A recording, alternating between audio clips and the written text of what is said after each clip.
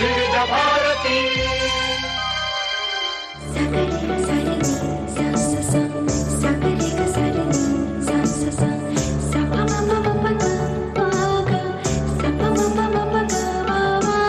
सखी सहेली।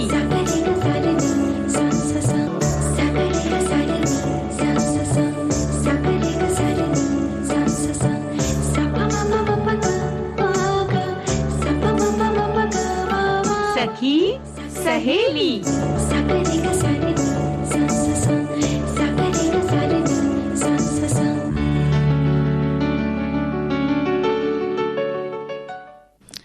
सभी सखियों सहेलियों को मंजू द्विवेदी और आकांक्षा सिंह का नमस्कार। आकांक्षा, ऐसा कहते हैं कि आवश्यकता आविष्कार की जननी होती है। बिल्कुल, आवश्यकता के ही चलते कई सारे आविष्कार जो बने, हाँ, और आगे चलकर जिन्होंने दुनिया को काफी फायदा दिया है। हाँ बिल्कुल, जब हमें किसी चीज की जरूरत होती है ना, तो हम सोचते हैं कि भाई कैसे क्या किया जाए ताकि हमारा ये काम है ये सुविधाजनक हो जाए, या इस काम को हम आसानी से कर सके, इससे पार पा सके। और इसके लिए कई सारे आविष्कार हुए, और आविष्कार केवल हुए ही नहीं बल्कि धीरे धीरे उनमें बहुत सारे बदलाव होते गए समय के साथ। हाँ, समय के साथ और आवश्यकता के अनुसार बहुत सारे बदलाव होते गए, और उन बहुत सारे बदलावों के बाद ही हमें जो इच्छा थी जिस चीज की, या जो चीज हमारे लिए सबसे ज्यादा उपयोगी थी, उस चीज का जो है आविष्कार हुआ। बिल्कुल मंजू, जो अगर कोई नई चीज बनती है ना, तो उसकी शुरुआत छोटे से ही होती है, फिर धीरे धीरे समय के साथ साथ और जरूरत के साथ साथ उसमें परिवर्तन आता जाता है। जैसे कल मैं देख रही थी, टीवी देख रही थी, तो कल जो है बाईसाइकिल डे था, यानी विश्व साइकिल दिवस था कल। तो साइकिल में किस तरह से छोटे छोटे परिवर्तनों के बाद आज जो एक फाइनल प्रोडक्ट जो हम देखते हैं, उसमें कितने सारे बदलाव आए, ये मैंने देखा। और इसी तरह हर चीज के बारे में ये बात लागू होती है। बिल्कुल सही बात है। हाँ, और अगर जब आप साइकिल की बात कर रही हैं, तो जरूरत के हिसाब से ही इस साइकिल को और किस तरह से बदला गया, ये आज हम अपनी सखियों को बताएंगे। बिल्कुल, हमारा इशारा हमारी सखियां समझ गई होंगी। आज सखी विशेष के अंतर्गत हम तेजस्विनी प्रियदर्शिनी की बात करेंगे, जो हमारी नन्ही सखी। और इसके अलावा पहले ये बता देते हैं कि आज और किन विषयों पर हम बात करेंगे। कल यानी कि 5 जून को होता है पर्यावरण दिवस, विश्व पर्यावरण दिवस, तो उसके विषय में भी हम बात करेंगे।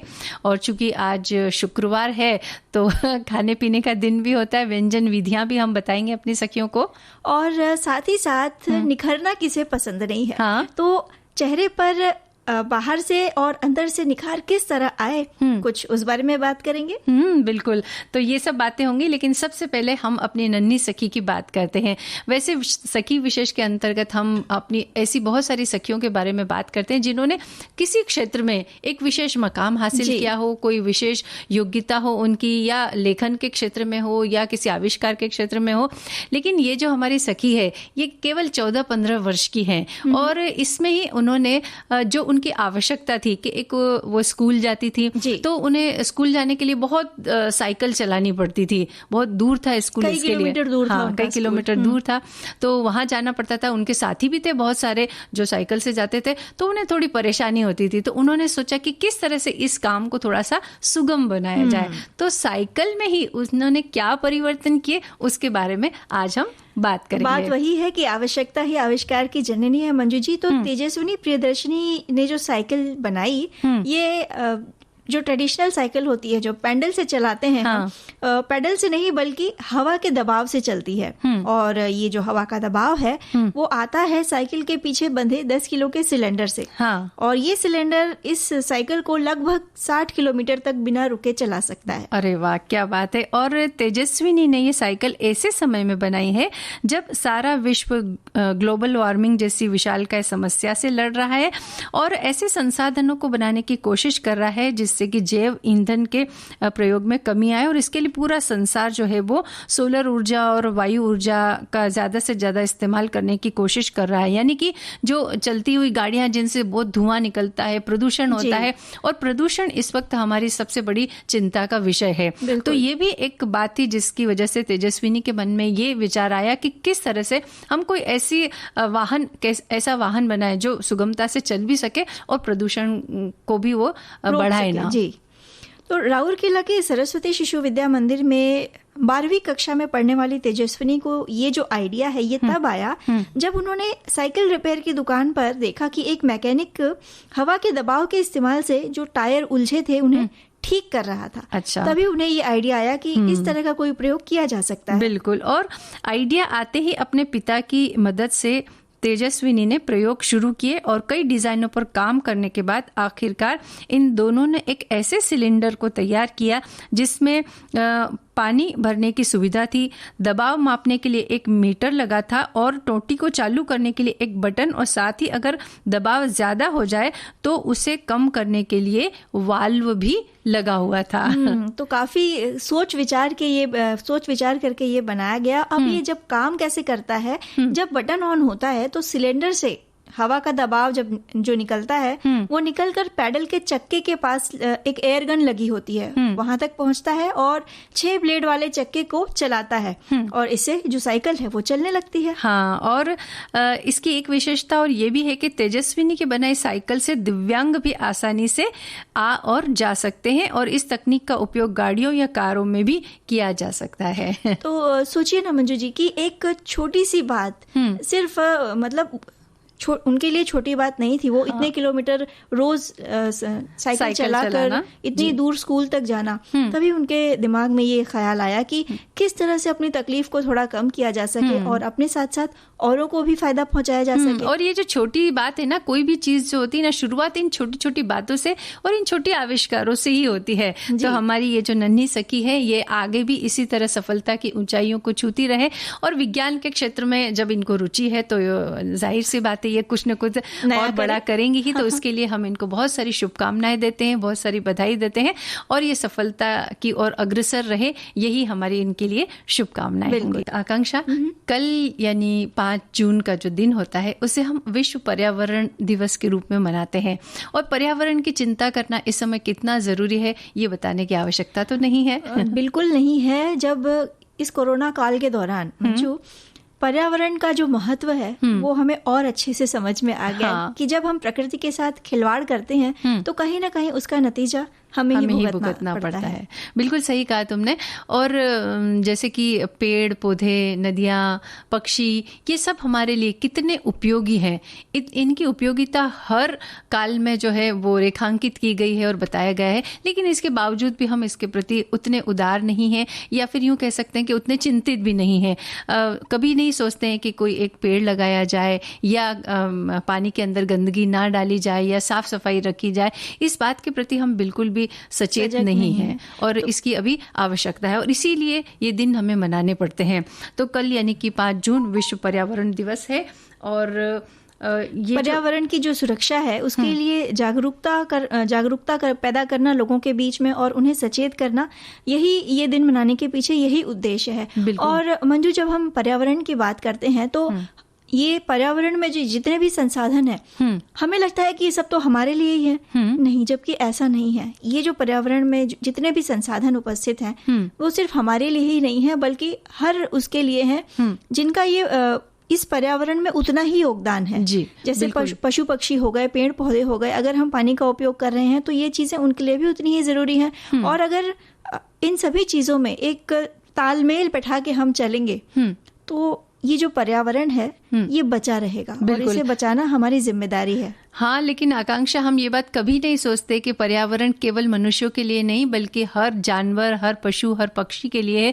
ये बात कभी हमारे दिमाग में आती ही नहीं है क्योंकि रहने के लिए जगह उनको धरती पर उनको भी चाहिए, पानी उनको भी चाहिए, भोजन उनको भी चाहिए। इसके लिए अच्छा पर्यावरण होना चाहिए, ये उनके लिए भी आवश्यकता है। लेकिन हम क्या करते हैं, हमें लगता है बस हमारी ही तो जरूरत है, अंधाधुंध जो मन में आए, हमको गाड़ी रखने की जगह चाहिए तो हमने पेड़ को काट दिया। पेड़ लगाने के बारे में तो कभी सोचा ही नहीं। और जैसे कि बहुत सारे जो निर्माल्य वगैरह या और भी कुछ जो कचरा होता है, हम जो भी पानी के स्रोत होते हैं उसमें बेधड़क डाल देते, कभी सोचते नहीं कि ये पानी के स्रोत अगर गंदे हो गए, खराब हो गए तो हमें पानी कहाँ से मिलेगा। बिल्कुल मंजू, आपने कई जगह ये खबरें भी आई थी, अखबारों में छपी भी थी कि लॉकडाउन के दौरान जब हम सभी जब इंसान, खास मनुष्य घर में थे, ट्रैफिक नहीं था कहीं पे, कल कारखाने हर जगह बंद थे, मतलब कहीं से कुछ प्रदूषण नहीं हो रहा था, तो कई जगह जो जानवर थे वो अपने क्षेत्र से निकलकर बाहर आए थे। हाँ। एक तरह से स्वच्छंद विचरण कर रहे थे कि उन्हें लग रहा था कि पहली बार ये क्या हो रहा है कि हम इतने खुले में घूम रहे हैं बिना किसी डर के। बिल्कुल सही कहा। और उसी दौरान हमने ये भी देखा था कि बहुत सारे पेड़ पौधे उनके फलने फूलने का जो गति थी वो बढ़ गई थी। जिन पे फूल नहीं आ रहे थे उन पौधों पर फूल आने लगे थे और पेड़ों की जो पत्तियां हैं वो ज्यादा हरी दिखने लग गई थी और वो बड़े अच्छी तरह से ग्रोथ उनकी कह सकते हैं ना, वृद्धि उनमें होने लगी थी। तो वो भी कारण यही था कि उस समय जो है प्रदूषण थोड़ा कम हो गया था क्योंकि सारी गाड़ियां वगैरह सब बंद थी इस कारण से। यानी प्रदूषण का कितना असर होता है पर्यावरण पर ये हमें पता चलता है। बिल्कुल। और कई बार हमने ये भी देखा है कि जब जैसे कि इस महामारी के दौरान भी हमने देखा है कि बहुत सारे केमिकल का जब इस्तेमाल किया जाता है तब पक्षी किस तरह से प्रभावित होते हैं। कई बार हमने देखा कि बहुत सारा छिड़काव करने की वजह से पक्षी मर जाते हैं। तो इस बात का भी हमें ख्याल रखना चाहिए कि बहुत सारे केमिकल का या रसायनों का उपयोग हम ना करें और खास तौर से ऐसी रासायनिक चीजें जो घातक होती है उन्हें हम कई बार उन चीजों को हम पानी में फेंक देते हैं। तो उससे जो पानी में प्रदूषण फैलता है तो उसका असर हम मनुष्यों पर भी होता है और वही पानी खेती के लिए भी जाता है। तो जब रासायनिक पानी खेती के लिए जाता है तो वो हमारे लिए भी नुकसानदायक होता है। तो इसके लिए हमें इस बात का ख्याल रखना है कि हम पानी को गंदा होने से बचाएं। बिल्कुल बचाएं। और कहीं ना कहीं हमारी जो क्रिया होती है वो अंत में जाकर हम ही को, यानी मनुष्यों की जो क्रियाएं हैं वो अंत में जाकर मनुष्यों को ही प्रभावित करती हैं और बुरी तरीके से प्रभावित करती हैं। हाँ। तो हमें इस बात का ख्याल रखना होगा। और मंजू, विश्व पर्यावरण दिवस जब हम मनाते हैं तो हर साल उसकी एक थीम होती है।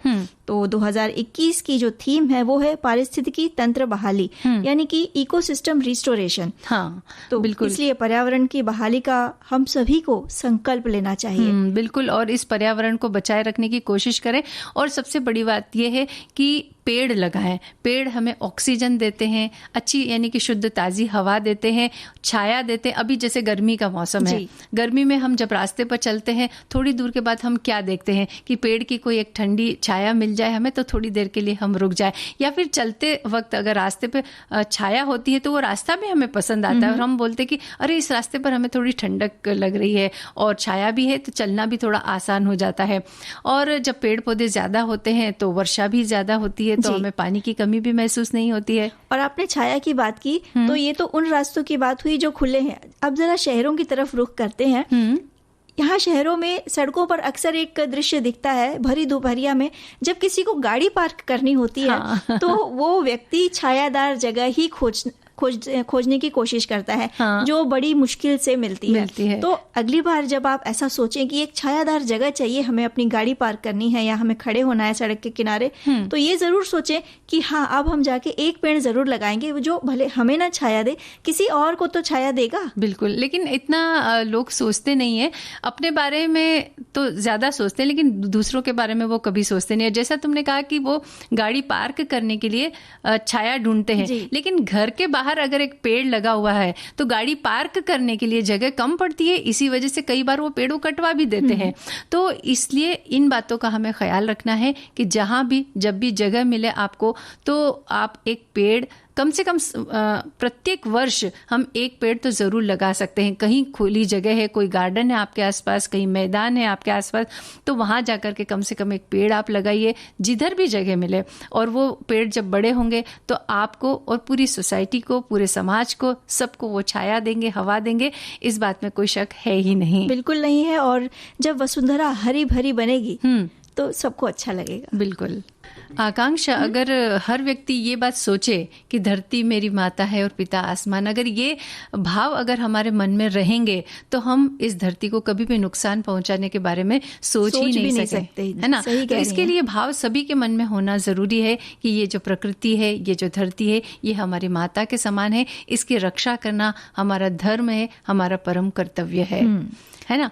और अब हम देखो गर्मी की बात कर रहे थे, है ना, कि बहुत गर्मी में जो पेड़ हमें छाया देते हैं। लेकिन भीषण गर्मी इस समय देश के हर हिस्से में हो रही है। हालांकि इस बार ऐसा हुआ है कि कहीं कहीं पर अभी चूंकि तूफान आए थे तो थोड़ी बारिश हो गई थी, लेकिन थोड़ा बहुत मौसम में बदलाव देखा गया है। लेकिन फिर भी मौसम तो गर्मी का ही है। और गर्मी के मौसम में कुछ ऐसे तरावट देने वाले पेय पदार्थ होते हैं जो हमारे पारंपरिक है, कि परंपरा से चले आ रहे हैं। अभी हालांकि इस वक्त जो है मार्केट में बहुत सारे ऐसे पेय पदार्थ आ गए हैं कि हम जल्दी से ले लेते हैं और प्यास बुझा लेते हैं अपनी। लेकिन कुछ पदार्थ ऐसे हैं जो परंपरा से चले आ रहे हैं कि अगर हमारे घर में कोई मेहमान आया है या घर का व्यक्ति बाहर से जब अंदर आया है, गर्मी से परेशान है, तो हम उन्हें कुछ ऐसे पेय पदार्थ देते थे जो पीते ही उन्हें थोड़ी शक्ति भी मिलती थी और तरावट आ जाती थी। बिल्कुल, आपने तो मुझे बचपन में पहुंचा दिया। तो तुम्हें भी कुछ ऐसे पेय पदार्थ याद आ गए होंगे ना? कई सारे याद आए हैं। तो चलो एक एक करके बिल्कुल बिल्कुल बताना है हमें अपनी सखियों को।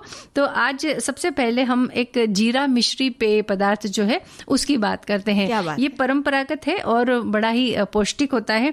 तो इसके लिए हमें क्या करना है कि जीरे का रस जो है फोड़े, फुंसी, घमौरियों को रोकता है, रक्त का शुद्धिकरण करता है और पाचन क्रिया को भी ये व्यवस्थित रखता है। इतने गुण होते हैं जीरे के अंदर। तो अब आधा बड़ा चम्मच हमको जीरा रात को सोते समय पानी में भिगो देना है और इससे आधी मात्रा के करीब, यानी जितना हमने जीरा लिया है उससे आधी मात्रा में हमको मिश्री को अलग से पानी में भिगो देना है। और सुबह पानी से निकालकर इसे सिलबट्टे पर बारीक पीसना है। वैसे आजकल सिलबट्टे का इस्तेमाल लोग कम करते हैं, तो अगर ना हो तो आप मिक्सर में भी पीस सकते हैं। लेकिन जब परंपरागत पेय पदार्थों की बात हो रही है तो इसे आप परंपरागत तरीके से बनाएंगे तो इसका स्वाद बढ़ा रहेगा। वैसे भी अगर चटनी मिक्सर में पीसी जाए और वही चटनी सिल पर पीसी जाए तो दोनों का जो स्वाद होता है उसमें काफी अंतर रहता है। हाँ, अंतर इसलिए आता है क्योंकि एक तो ये कि उसमें हमारी बहुत सारी मेहनत शामिल होती है, और दूसरी बात है कि मिक्सर में जब हम कोई भी चीज पीसते हैं तो वो कटती है, लेकिन जब हम सिलबट्टे पर उसको घिसते हैं तो पीस करके उसके अंदर का रस बाहर आता है और उसका जो स्वाद होता है वो कुछ अलग होता है। तो इसीलिए हम आपसे कह रहे हैं कि अगर आप सिलबट्टे पर पीस लें उसे तो ज्यादा बेहतर होगा भीगे हुए जीरे को। हाँ बिल्कुल। और थोड़ी सी पुदीना की पत्तियां भी इसमें धो करके साथ में डाल दें और वो पीसेंगे तो पुदीना तुम्हें पता है कि वो बहुत ठंडक देता है और उसका एक जो फ्लेवर होती है, एक सुगंध जो होती है वो कुछ अलग होती है। तो वो इस पेय पदार्थ को और भी ज्यादा जो है स्वादिष्ट और सुगंधित बनाने में मदद करती है। और अब इस मिश्रण को एक छानने वाले कपड़े पर रखकर पानी की सहायता से छान ले और जो घुली हुई मिश्री है वो भी इसमें मिला दे, तो यानी कि वो ठंडा के साथ साथ वो मीठा भी हो जाएगा, है ना। और इस पेय पदार्थ को आप दिन में 1 या 2 बार पी सकते हैं। ये आपको तरावट भी देगा और थोड़ा शक्ति भी देने का काम करेगा, और साथ ही जैसा कि हमने बताया कि पाचन क्रिया को ये दुरुस्त भी रखता है। और जीरा और पुदीने के साथ जब मिश्री का स्वाद मिलेगा तो वो एक तरह से कहते हैं ना थोड़ा सा खट्टा मीठा स्वाद रहेगा। मतलब उसमें पुदीना भी है, एक टैंगी सा स्वाद रहेगा। बिल्कुल। और पहले के जमाने में जो है शक्कर की बजाय मिश्री का ही लोग उपयोग किया करते थे। कहते हैं कि मिश्री जो है वो शरीर को ठंडक देने का और काम शक्ति भी देती है। और जब आप घर में बने पेय पदार्थों की बात कर रही हैं जो गर्मी में हमें तरावट देते हैं, तो आम का पन्ना, इसको हम कैसे भूल सकते हैं। ये तो गर्मी में बनने वाला सबसे जरूरी पेय पदार्थ है। और हम जब छोटे थे, अभी भी गर्मी आती थी, हम इंतजार करते रहते थे कि किस दिन घर में कच्चे आम आएंगे और हम पना बनाएंगे। हाँ। और लेकिन आकांक्षा एक बात बताऊं तुमको कि ये जो आम का पना है वैसे तो हर घर में बनता है, लेकिन इसके बनाने का जो तरीका है वो हर घर का अपना अलग होता है ना। तो इसके लिए स्वाद में भी थोड़ी थोड़ी भिन्नता आ जाती है। वैसे तुम बताओ कि तुम कैसे बनाती हो? हम तो ऐसे बनाते थे कि जब जो कच्चे आम आते थे उनको हम छील के उनको उबाल लेते थे। बहुत ज्यादा गलाना नहीं है आमों को, बस हल्का सा उबाल लेना है कि वो नरम गुदगुदे हो जाए। उसके बाद गुठली निकाल के उसका जो पल्प था उसे अलग कर लेते थे। फिर उसमें स्वाद के अनुसार थोड़ा सा पुदीना डाल दिया, थोड़ा सा पिसा हुआ जीरा डाल दिया, भुना पिसा जीरा, और हम नमक डालते थे, काला नमक, हाँ, स्वाद के लिए उसमें, हाँ बिल्कुल, स्वाद में थोड़ा सा अंतर आता है। एक सादे नमक की बजाय अगर हम काला नमक डालते हैं तो फ्लेवर में बहुत फर्क आ जाता है उससे। और इसके अलावा अगर आपको थोड़ा सा उसमें तीखापन चाहिए तो हरी मिर्ची उसको बारीक पीस के सिलबट्टे पर उसका थोड़ा सा पेस्ट भी आप डाल सकते हैं। हालांकि बच्चे तीखा पसंद नहीं करते, उन्हें तो खट्टा मीठा स्वाद पसंद आता है। तो आपने मिर्ची डाल ली और इसके अगर चाहें तो थोड़ी सी चीनी मिला सकते हैं, और चीनी से बढ़िया तो मैं कहूँगी रहेगा मिश्री या फिर गुड़। और इसके बाद इन सबको मिला लें, और ये जो मिश्रण आपको जो पेस्ट के रूप में मिलेगा उसमें आप फिर जरूरत के हिसाब से पानी डालें, और ऊपर से हल्का सा धनिया बारीक काट के अगर आप सर्व करेंगी तो कोई भी ना नहीं कह पाएगा। बिल्कुल। और अगर थोड़ा ठंडा पानी उसमें मिलाएंगी या फिर थोड़े से बर्फ के टुकड़े मिला देंगी तो जो ठंडा रहता है ना, तो वो पीने में जरा ज्यादा आनंद आता है, मजा आता है। ये तो हमारा तरीका था। कई लोग करते ये हैं कि कच्चे आम को उबालने की बजाय उन्हें गैस पे भून लेते हैं। हाँ, तो भुना हुआ जो स्वाद है वो भी अच्छा लगता है। और अगर हम थोड़े पिछले जमाने की बात करें, थोड़े से पुराने जमाने की तरफ चले जाएं, तो उस समय चूल्हा जलता था। तो क्या करते थे, वो जो पूरी केरी होती थी, कच्चा आम जो होता था, उसको पूरा का पूरा उस आँच के अंदर डाल दिया। मतलब लकड़ियाँ जब जलती रहती, थोड़ा कोयला बन जाता था उसका, तो उसमें उसको डाल देते थे। तो धीमी धीमी आँच पर वो अपने आप उस आँच के अंदर पक जाती थी, और उसके बाद उसे निकाल करके उसका ऊपर का छिलका निकाल लेते थे, और अंदर का जो पल्प है वो एकदम सिका हुआ हमें मिल जाता था। तो उसका भी स्वाद कुछ अलग होता था। तो ये अलग अलग विधियां हैं। और कोई विधि है? मैं ये बता रही थी कि कच्चे आम का जो पना है, कहीं कहीं इसे केरी के झोल के नाम से भी बुलाते हैं। और जब गर्मियों में लू चलती है ना मंजू, तो उससे बचने के लिए ये सबसे अच्छा उपाय है। और साथ ही साथ ये पेट मतलब भूख भी बढ़ाता है, और जो गर्मी है उसे नष्ट करता है। तो गर्मियों का जो ये खास पेय है, इसे जरूर ट्राई करना चाहिए। बिल्कुल। और अभी हम एक ठंडक देने वाला गीत तो सुनेंगे, और उसके पहले ये 2 लाइनें बोलूंगी कि सोचिए, गर्मी के दिन है, तपते हुए, बाहर गर्म लू चल रही है, लेकिन घर के अंदर आप अपनी कुर्सी पर बैठे हैं और आपके हाथ में बड़ा सा गिलास है जिसमें आम का पना है, और बैकग्राउंड में रेडियो चल रहा है विविध भारती, और आप सखी सहेली सुन रहे हैं। लेकिन बागों में इठलाते हुए कोई तब आएगा ना जब बाग होंगे। आजकल तो हम ये देख रहे हैं कि बाग हैं, लेकिन उसकी सुरक्षा के प्रति हम जिम्मेदार नहीं हैं। जब भी हम लापरवाह हैं। जब भी हम बाग में जाते हैं तो फूल तोड़ लेते हैं या पौधे तोड़ लेते हैं, या कई बार बच्चे तो वहाँ पर बॉल वगैरह से खेलने भी लग जाते हैं और वो पौधों को नुकसान पहुँचाते हैं। और मतलब इतने सुंदर पौधे या लगे होते हैं, लेकिन हमें इस बात की जरा भी परवाह नहीं होती है कि किसी ने हमारे लिए मेहनत करके इतना बाग बगीचा लगाया है, तो हम उसकी सुरक्षा का थोड़ा सा ख्याल रखें, है ना। तो इसलिए जब हम पर्यावरण दिवस की बात करते हैं तो हम ये भी बात करना यहाँ जरूरी है कि जो संसाधन हैं उन्हें सुरक्षित रखने की जिम्मेदारी हम सबकी है ना। अब हम बात कर रहे थे व्यंजन विधियों के बारे में, पेय पदार्थों के बारे में। तो एक बड़ा ही पौष्टिक पेय पदार्थ है जो कि कहीं भी ले जाया जा सकता है साथ में, यानी कि सूखे रूप में उसे हम ले जाएं, और जब मन हो कि भाई थोड़ी भूख भी लगी है और थोड़ी प्यास भी लगी है, तो तुरंत पानी में घोला या दूध में घोला और पिया जा सकता है। क्या बात है ना। मैं समझ गई आप किस बारे में बताने वाले हैं। बिल्कुल। सत्तू जो होता है ये बड़ा बहुत वर्षों से हमारे यहाँ इसका उपयोग होता है, यानी एक बड़ा ही पारंपरिक एक चीज़ है ये। और जब लोग यात्रा पर जाते थे, चूंकि उस समय यात्राएं करना इतना सुलभ नहीं था, तो 2 दिन 3 दिन 4 दिन की यात्रा होती थी, तो भोजन की व्यवस्था क्या की जाए, तो वो सत्तू अपने साथ ले जाते थे, और जब भी कभी भूख लगती थी तो पानी में उसे घोल लेते थे और पी लेते थे। तरावट आती थी, शक्ति आती थी, और प्यास भी बुझ जाती थी। बिल्कुल। और पेट भी भर जाता था। मतलब 2-3 घंटे तो आराम से निकल जाते थे। हाँ, तो हम अभी भी इसका उपयोग कर सकते हैं। और वैसे सत्तू बना हुआ तो मार्केट में मिलता ही है, लेकिन आप चाहें तो इसे घर पर भी बना सकते हैं। बड़ी आसानी से इसे बनाया जा सकता है। और इसके लिए आप जौ का उपयोग कर सकते हैं, चने का उपयोग कर सकते हैं, और मसूर का उपयोग कर सकते हैं। और कहीं कहीं पर मेरा ऐसा ख्याल है कि मूंग का उपयोग भी उसमें किया जाता है।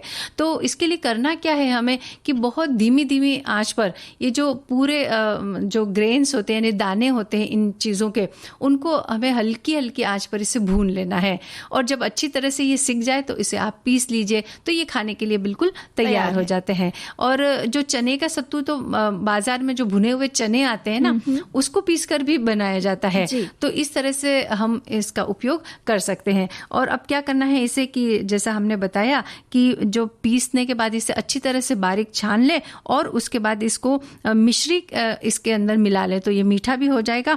और उसके बाद इसे ठंडे पानी में घोल ले, और अगर आपके पास उस समय दूध की उपलब्धता है तो आप दूध में घोलकर भी इसे ले सकते हैं, सुबह के नाश्ते में ले सकते हैं, या फिर कहीं अगर आप बाहर से आए हैं, गर्मी से परेशान है, भूख से परेशान है, तब भी आप इसको ले सकते हैं। और इसमें अगर आप थोड़ा सा अलग कुछ करना चाहें तो सत्तू, जो चने का सत्तू या जौ का सत्तू होता है, वो बहुत स्वादिष्ट होता है, खासकर खाने के और पीने के लिए।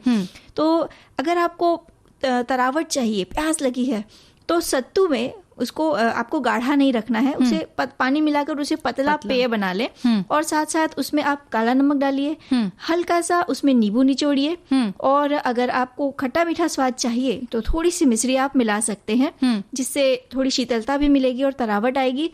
और साथ ही साथ हल्की सी काली मिर्च बुरक लें। तो ये तो एक पेय हो गया। हाँ। और इसमें आप चाहें तो ककड़ी एकदम बारीक कटी हुई, साथ ही साथ आधा प्याज एकदम बारीक कटा हुआ, मैं 1 गिलास का माप बता रही हूँ, आधा प्याज एकदम बारीक कटा हुआ डाल के उसे पेय रूप में भी ले सकते हैं। तो प्याज तो वैसे ही कहा जाता है कि जब लू चलती है तो प्याज काफी फायदा करता है, और ककड़ी अपने आप में ठंडक देती है। तो ये जो ठंडा सा पेय पदार्थ है, जब आप गर्मी में लेते हैं इसको, तो यानी कि एक सत्तू को हम कितनी तरीके से उपयोग कर सकते हैं। और वैसे गृहिणियां जो होती है ना, उन्हें किचन में नए नए प्रयोग करते रहना चाहिए। मतलब पहले कोई भी चीज बनाओ तो पहले थोड़ी सी बनाओ और देखें आपकी उसका टेस्ट कैसा लग रहा है आपको, और अगर पसंद आए तो ज्यादा बना करके हम अपने पूरे परिवार को इसको खिला सकते हैं, है ना।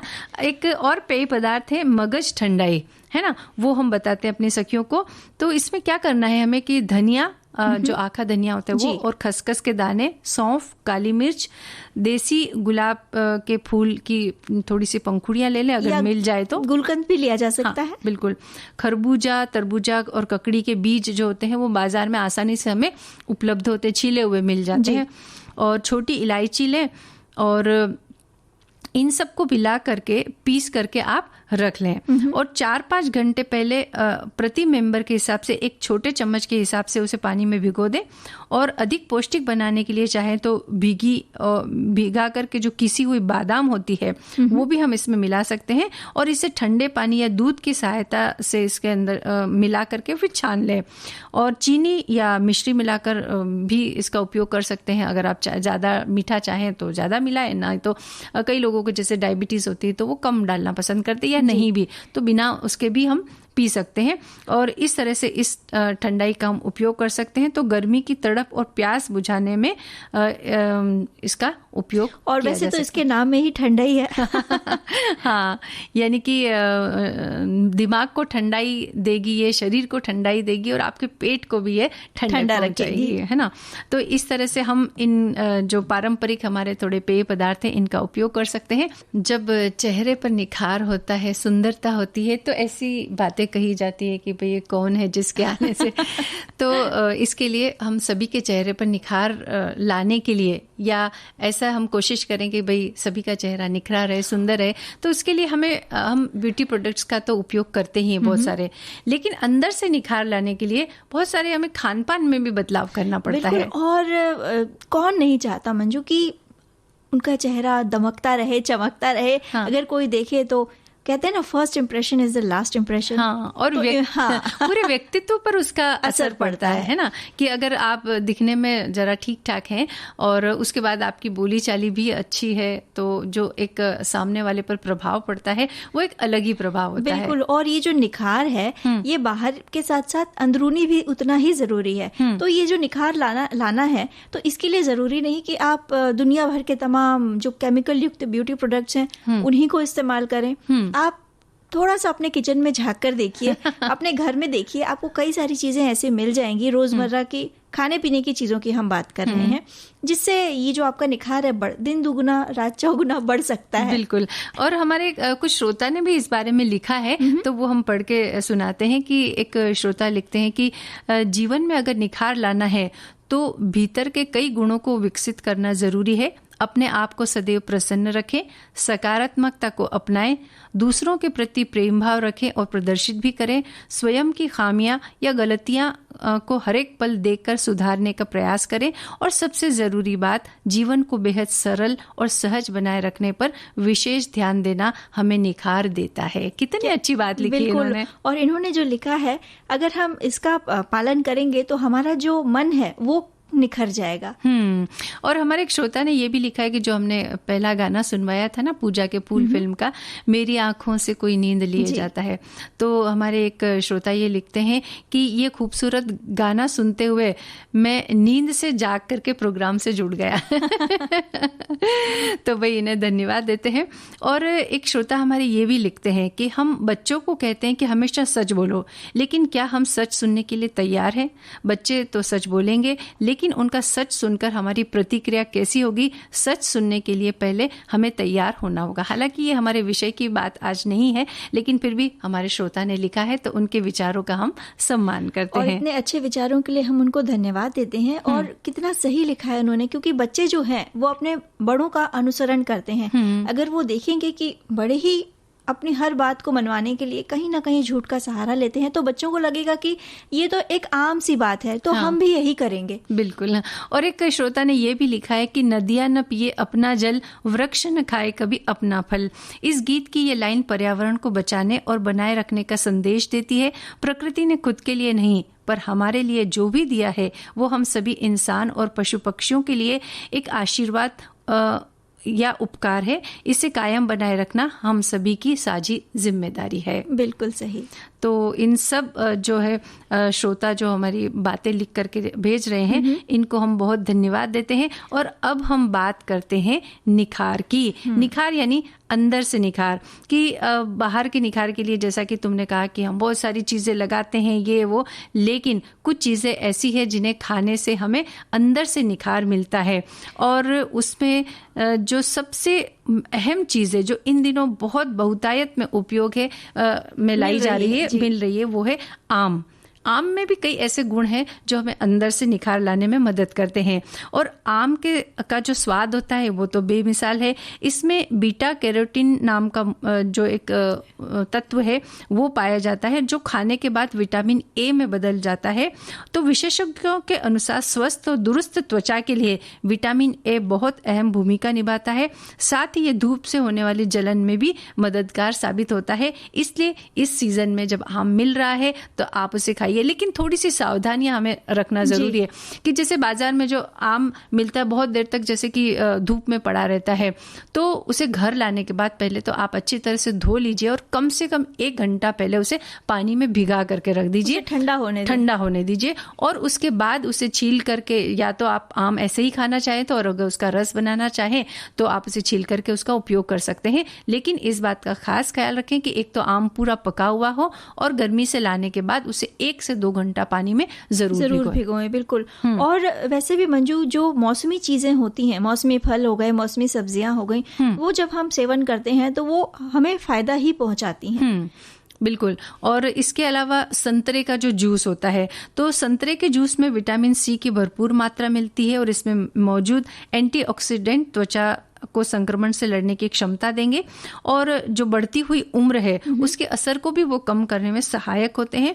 और विशेषज्ञों का यह मानना है कि विटामिन सी के नियमित सेवन से त्वचा में जो झुर्रियां या दाग धब्बे जो आ जाते हैं उनसे आप बचे रहेंगे, और त्वचा जो है वो एक ताजगी का एहसास उसको होता है। तो इसके लिए भी हमें संतरे मौसम्बी का जब इसका सीजन आता है तो हमें इसका उपयोग जरूर करना चाहिए। और साथ ही साथ जो संतरे और मौसम्बी का जो रस होता है, अगर आप चाहें तो उसको अपने चेहरे पर लगा भी सकते हैं, तो जिससे वो जो झाइयां और जो काले धब्बे होते हैं वो कम होने में भी ये जो रस है ये सहायता करता है। और जो बादाम है उसमें विटामिन ए पाया जाता है, और जो एंटीऑक्सीडेंट होते हैं बादाम में वो त्वचा को जो सूर्य की अल्ट्रा वायलेट जो किरणें हैं उससे बचाने का काम करते हैं। जो विशेषज्ञ हैं वो कहते हैं कि विटामिन ए, विटामिन ई मांसपेशियों और जो ऊतक हैं उनको प्रभावित कर जो रूखी त्वचा जो होती है और साथ ही साथ असमय जो झुर्रियां आ जाती हैं उनको कम करता है। हाँ, तो यानी कि बादाम के अंदर विटामिन ई होता है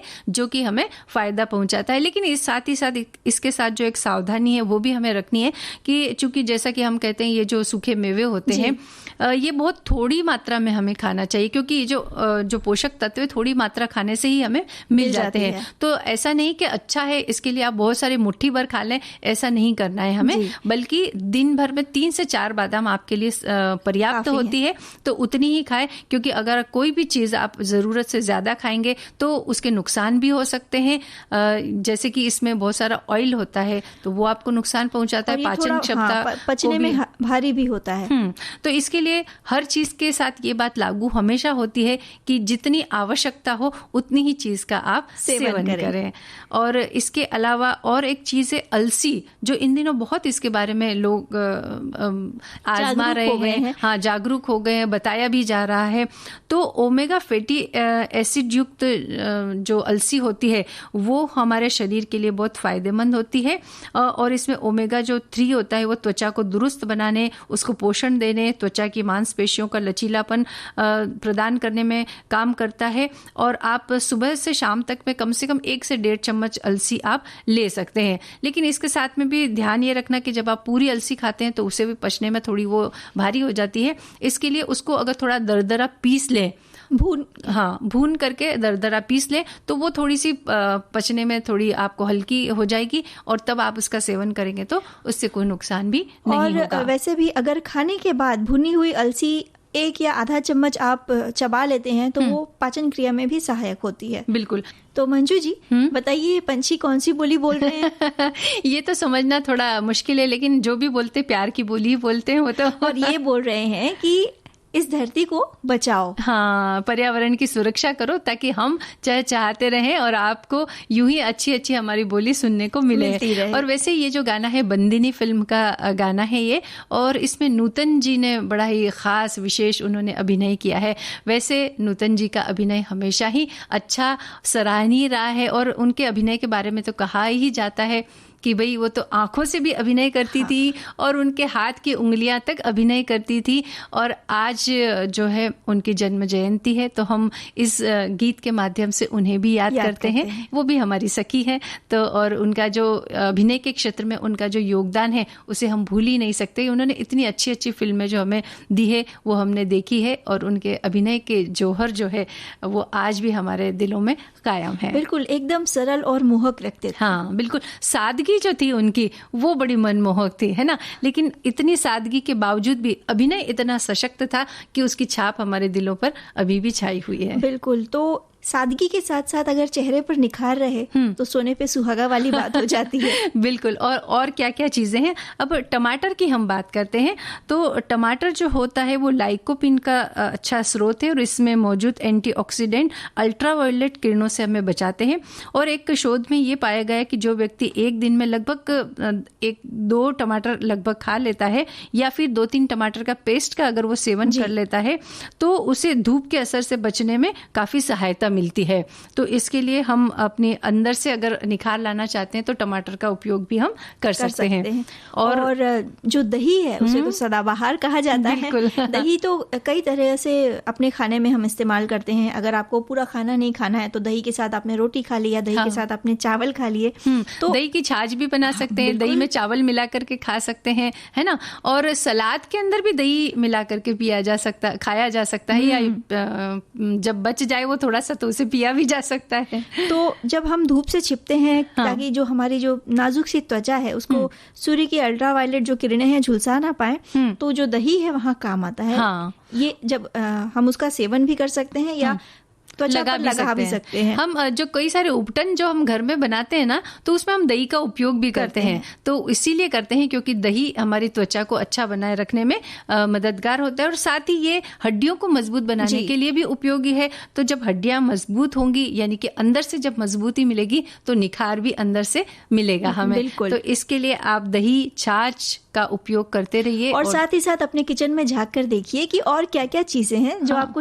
आपके निखार को बढ़ाने में आपकी सहायता करेंगी। तो भाई आप भी इस पर्यावरण के प्रेम में खो जाइए, अपनों के प्रेम में खो जाइए और इस जीवन का आनंद लीजिए। और अब कार्यक्रम समाप्त करने की इजाजत दीजिए। आप सभी को मंजू द्विवेदी और आकांक्षा सिंह का नमस्कार।